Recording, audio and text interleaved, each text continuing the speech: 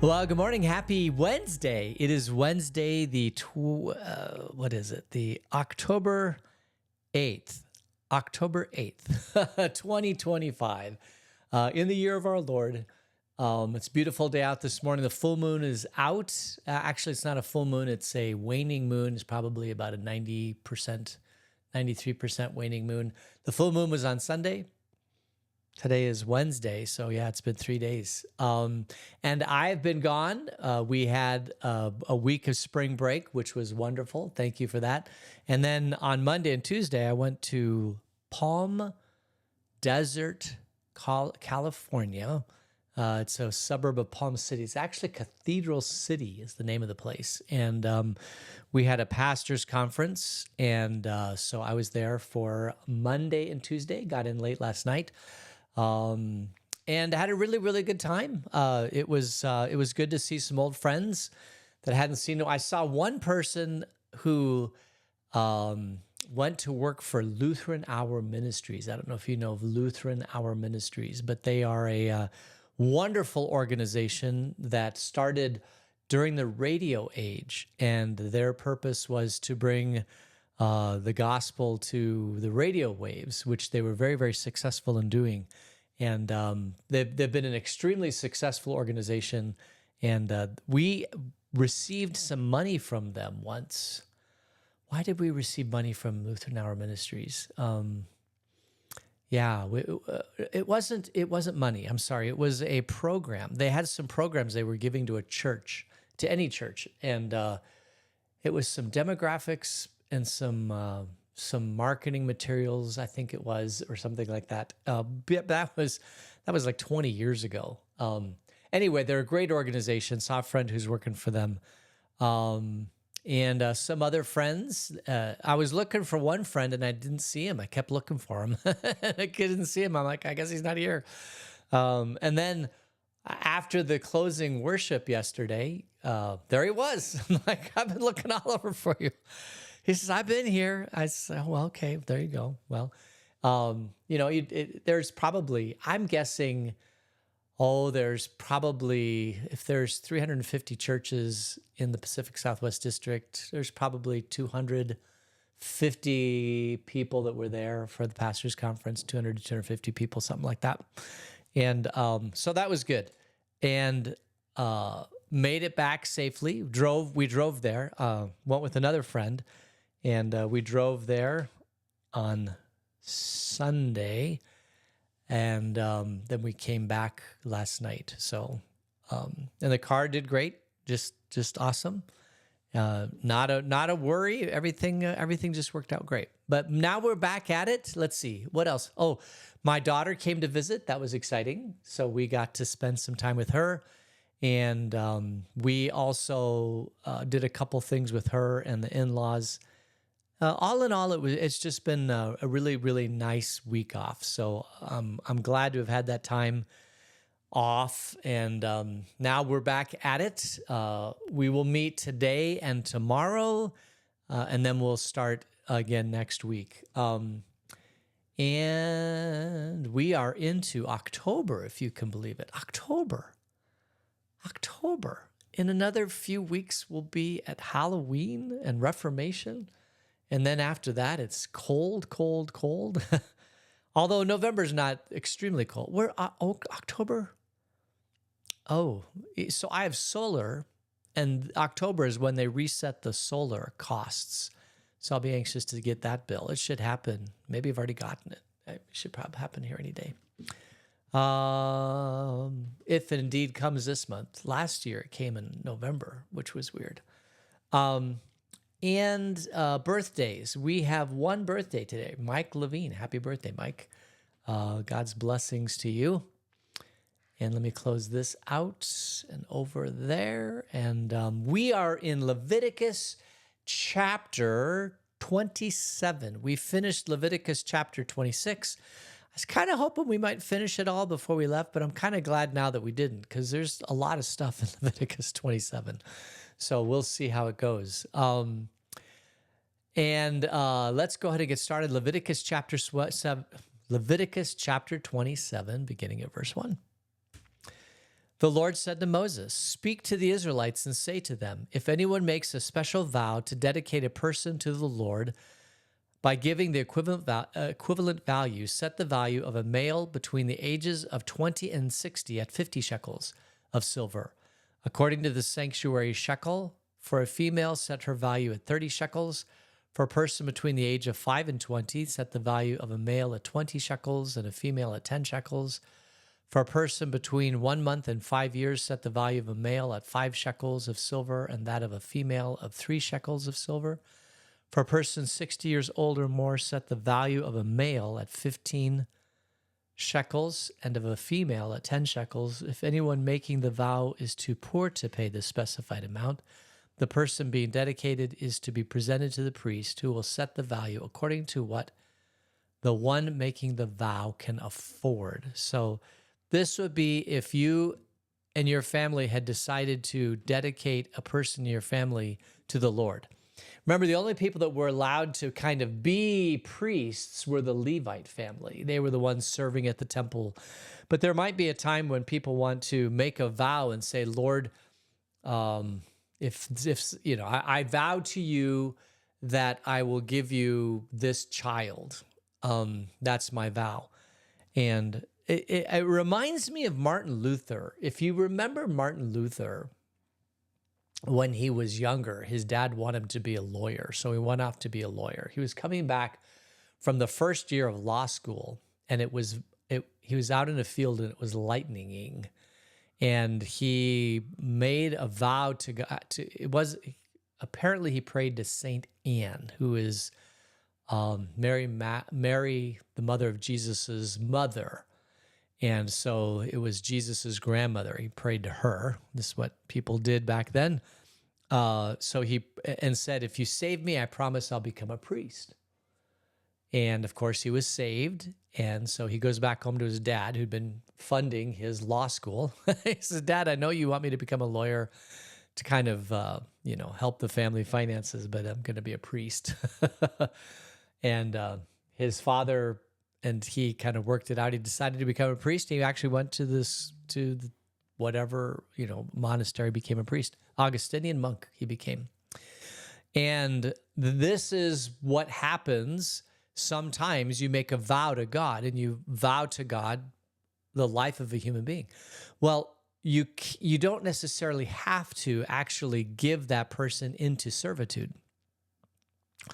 You can pay an amount of money instead. And so in Leviticus chapter 27, God dictates to Moses what the value of those basically of the human life is.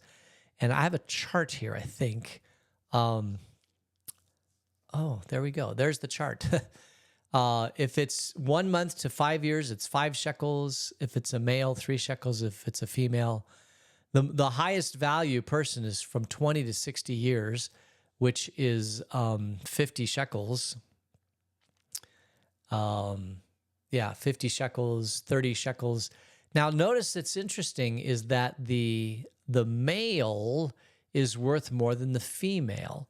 And this would be because the male out working in the field can do more work than the female can, according to this chart. A little bit more value there. And notice that an infant has very, very little value. Between 5 and 20 years has not even half the value of somebody who's 20 to 60 years, and then 60 years plus 15 shekels. So me being older than 60, apparently I'm not as valuable as I was between the ages of 20 and 60. And these are not inflation adjusted. These are the amounts set at the time of Moses receiving this from God. And this was a kind of a redemption value. So if you made the vow and you wanted to buy that person back, you could give this amount of money and you get that person back.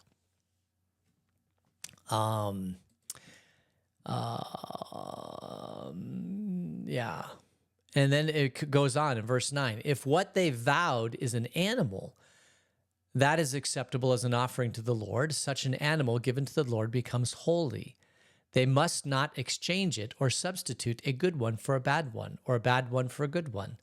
If they should substitute one animal for another, both it and the substitute become holy. If what they vowed is a ceremonially unclean animal, one that is not acceptable as an offering to the Lord, the animal must be presented to the priest, who will judge its quality as good or bad. Whatever value the priest then sets, that is what it will be. If the owner wishes to redeem the animal, a fifth must be added to its value, or 20%. So you could also vow an animal. You might say, Lord, I'm going to give you a sheep. I'll give you my 10th sheep. So you count off to the 10th sheep and pull it out of the herd, cull it from the herd, and you say you give that one. But let's say it's a really, really, really, really good sheep. Like maybe it's your prized sheep. Well, you can't go and substitute a poorer quality sheep for the prized sheep. Nor can you do the opposite. If the 10th sheep happens to be very poor quality, that's the one that goes to the temple. And then the priest at the temple looks at it and sets its value. And so because people do this all the time, they'll say, Lord, we make bargains with God. God, if you do X, I'll do Y. Or oftentimes it'll look the other way and say, God, I'm going to do this for you because you were so good to me in such and such a situation. I'm going to give you my 10th sheep. And these are vows that people, now these vows are unbreakable. You can't, once you make a vow, you can't go back on your vow. Now, often these vows are made internally in your head, and the only person that hears them is you and God. Well, even if that's the case, you've got to keep a vow that you made between you and God, and vice versa. And if you make the vow out loud and there are witnesses to it, then you absolutely have to dedicate whatever it is you vowed to God. It doesn't matter whether or not somebody hears the vow or not. It is still a valid vow. And how many have us made a vow to God that says, God, if you do X, I'll do Y, or God, I'm going to do Y, hoping that you do X. These are things that you cannot go back on. It is not wise to go back on a vow to God, because he knows your heart, he knows your vow, he knows everything about you, and you do not ever dare go back to God on a vow, period. It is very, very, very, very bad to rescind a vow that you made to God. So don't do it. And if an animal gets redeemed, set by the value, then you add 20%. Apparently the 20% is some sort of taxation. If the animal wishes to redeem the animal, a fifth must be added to its value. So the value of the tax plus 20%, or 1/5. So if it was 10 shekels, if we go back to our chart, do we have a chart? Yeah. Well, the chart wouldn't matter for animals, yeah. But if it's set at 10 shekels, then you add 2 shekels onto it. 1/5 of that is kind of a tax. All right, verse 14. If anyone dedicates their house as something holy to the Lord, the priest will judge its quality as good or bad. Whatever value the priest then sets, so it will remain. If the one who dedicates their house wishes to redeem it, they must add a fifth to its value, and the house will again become theirs. So you can also dedicate a house.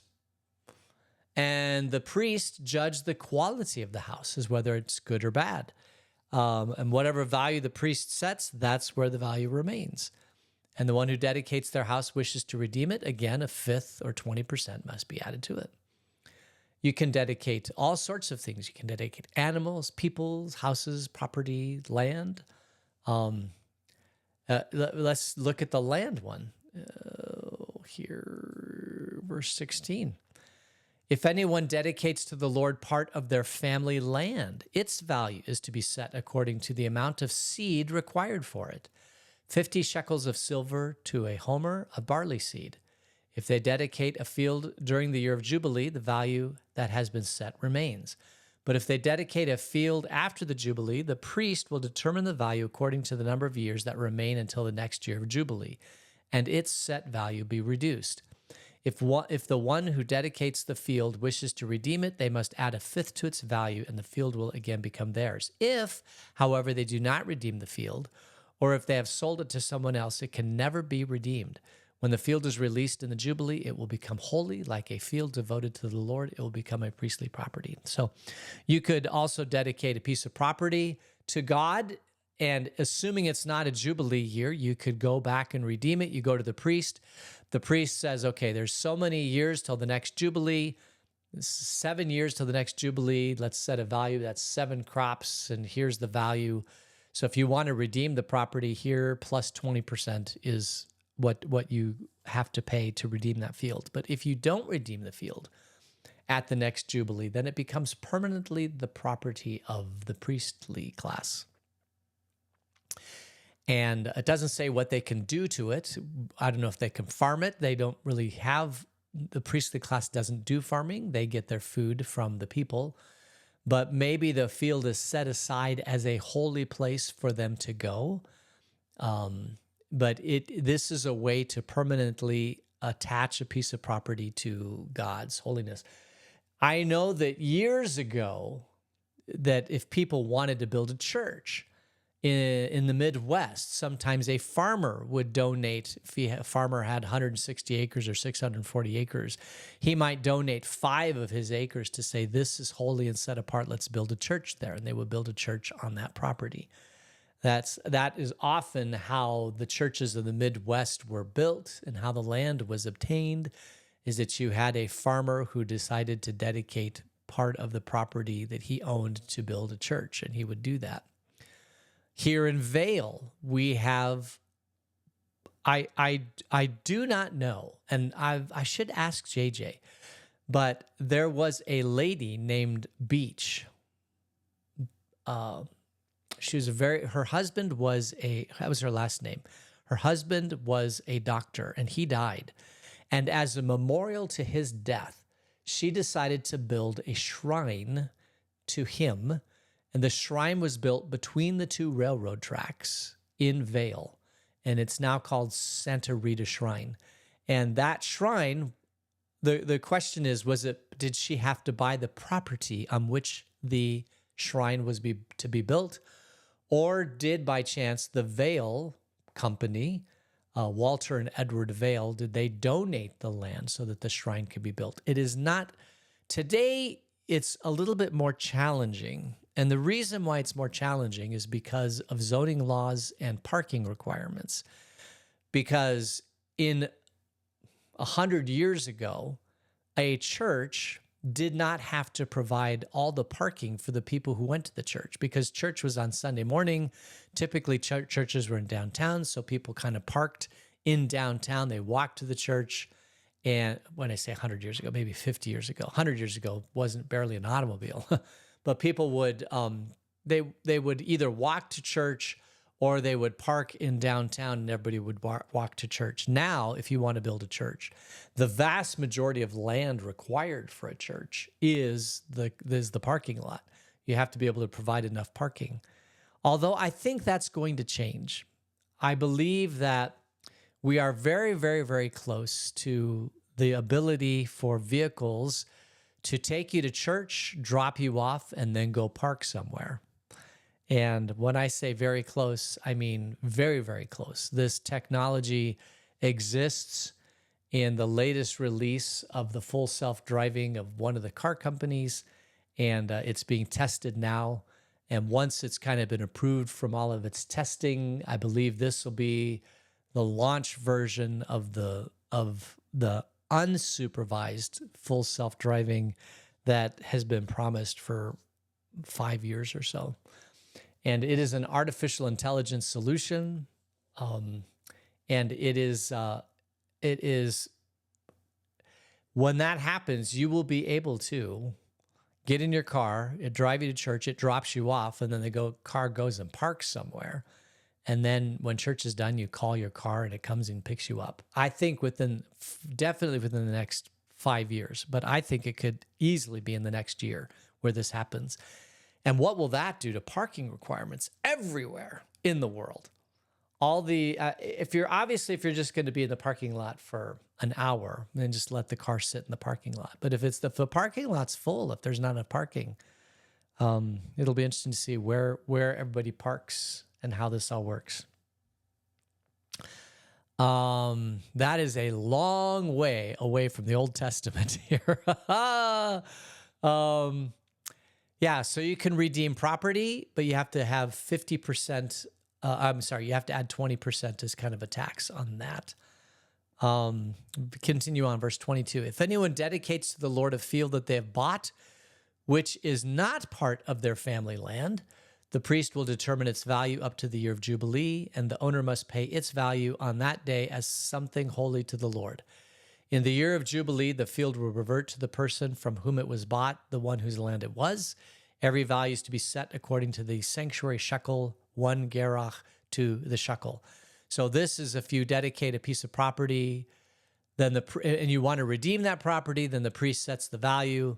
He adds 20% to it. But at the Jubilee year, if it wasn't your land, the land has to go back to the people who owned the land originally, as all Jubilees are. The only people that can dedicate in the Jubilee year the land to the priest permanently forever, the original owners of that land. So if you dedicate a field that you've bought and you want to buy it back, this is the price set by the priest. Okay. No one, however, may dedicate the firstborn of an animal, since the firstborn already belongs to the Lord. Whether an ox or a sheep, it is the Lord's. If it is one of the unclean animals, it may be bought back at its set value, adding a fifth again to its value. It is not redeemed, it is to be sold at its set value. So if it's a clean animal and it's a firstborn, it's already God's, so you can't redeem that one. But if it's an unclean animal or not firstborn, you can set a value on that and redeem it. Verse 28. But nothing that a person owns and devotes to the Lord, whether a human being or an animal or family land, may be sold or redeemed. Everything so devoted is most holy to the Lord. But nothing that a person owns and devotes to the Lord, whether human, may be sold or redeemed. Everything so devoted is most holy to the Lord. So once it's devoted to the Lord, it must remain to the Lord. It's kind of like a vow, right? You make a vow, you redeem it, or you don't redeem it. It remains. Any vow must be honored, period. Anything between you and God is always honored. Verse 29, no person devoted to destruction may be ransomed. They are to be put to death. So if you have a person that you don't want and you want to devote them, well, if they're a person devoted to destruction, they're just put to death. Doesn't really say what the destruction is. There's a little footnote here. Let's see what that one says. My mouse is causing a little problem. The Hebrew term here refers to the irrevocable giving over of a thing or person to the Lord, often by totally destroying them. So if you want to devote to destruction, then that person, if they're not ransomed, then they're put to death. It seems kind of horrible, but this is the law. And I wonder what a person put over to destruction would look like. It seems kind of harsh. And I'm not entirely sure if this is a person who is just untamable or a person who is constantly doing evil, but it's devoted to destruction.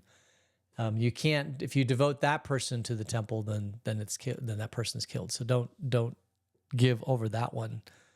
The priest may say, nope, this person shall die.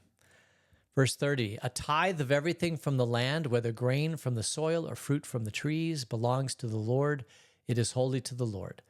Whoever would redeem any of their tithe must add a fifth of the value to it. Every tithe of the herd and flock, every 10th animal that passes under the shepherd's rod will be holy to the Lord. No one may pick out the good from the bad or make any substitution. If anyone does make a substitution, both the animal and the substitute become holy and cannot be redeemed.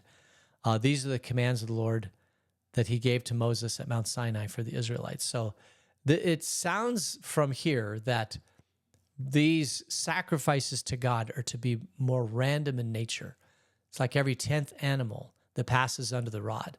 So when you're at the point where you say, okay, I'm going to give God the 10th animal, the animals start going and you count 1, 2, 3, 4, up to 10. And then that 10th animal, whether it's a good animal or bad animal, your favorite animal or your worst animal, is the one to be given to God. And the value of that animal is set by the priest. You cannot pick and choose when it comes to, say, the 10th animal. The animals choose, or God chooses, and you don't make a substitution. Because if you make a substitution of a bad animal for a good or a good animal for a bad, then both animals become God. So don't make a substitution. These are all the vows. This is a bit different than other things that we saw in Leviticus. These are vows. This is a kind of a commitment that you make between God, and that commitment can be redeemed from monetary value. And this is very similar to, it could be tied back into during the Reformation, when they were selling indulgences, and they were saying you could substitute a monetary value for the indulgence, whatever the indulgence is. This is a place where it could go back and find a little bit of agreement in Scripture that practice is okay. Because here you're seeing a monetary value in substitute for an actual physical thing. And that's what was happening during the Reformation that Luther was so upset with. But it was common practice, and it probably went back to here. Yeah. All right, so we'll leave it there. This is the end of Leviticus, so we'll continue next into Leviticus Numbers when we meet again, and then we'll do Deuteronomy, and then we'll see where God takes us after that. But let's close in prayer. Gracious God, thank you for this day. Thank you for keeping us all safe. And until we meet again, keep us in your grace. Amen. All right. Thank you for joining me online. Cindy, I appreciate it. I think that Suzanne, I don't know if she's in, she was thinking about going on a trip. So yeah, I did see the other, yeah. So we'll just have to see where this goes. And God's blessings to you. And may you have a great day, and we'll see you tomorrow.